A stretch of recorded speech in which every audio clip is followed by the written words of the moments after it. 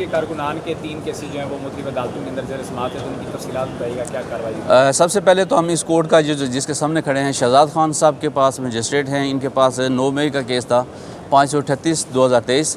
یہ تھانہ کراچی کمپنی کا کیس ہے اور اس کیس میں ٹوٹل نمبر آف ایکیوز ہیں 39. تو آج اس میں کوئی 11-12 لوگ پیش ہوئے ہیں. یہ بہت دور دراز علاقوں سے آتے ہیں، بلوچستان سے آتے ہیں، KPK سے آتے ہیں، پنجاب کے مختلف علاقوں سے آتے ہیں، کچھ اسلام آباد راولپنڈی کے بھی ہیں، لیکن زیادہ تر جتنے بھی لوگ باہر سے ہیں وہ زیادہ آج پیش ہوئے ہیں کورٹ میں. آج کورٹ کی جو کارروائی تھی وہ یہ ہوئی ہے کہ اس میں ہم نے 29 لوگوں کی طرف سے 249A کی اپلیکیشن دائر کی تھی لاسٹ ڈیٹ آف ہیئرنگ پہ. تو آج اس میں چونکہ نوٹس نہیں ہوئے تھے تو پراسیکیوشن کو نوٹس کیے گئے ہیں تاکہ اس میں اگلی تاریخ میں دلائل دیے جا سکیں. اس کے ساتھ ساتھ باقی ہم نے تقریباً کو 11-12 لوگوں کی حد تک ہم نے کو اپلیکیشن موو کیا، ایگزمپشن کی، جو کہ الاؤڈ کر دی ہے کورٹ نے.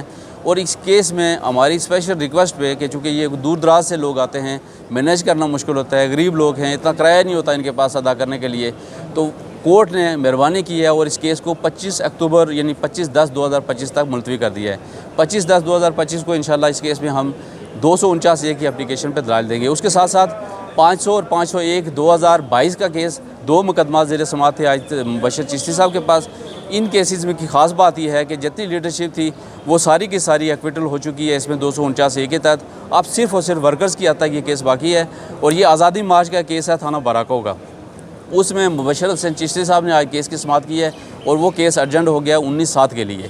تو اس کے ساتھ ساتھ ایک ہمارا آج ATC کورٹ میں بھی کیس زیر سماعت ہے. اس کے بعد ہم وہاں پر جائیں گے اور پیش ہوں گے اور اس کے بعد انشاءاللہ جو بھی انفارمیشن ہوگی وہ آپ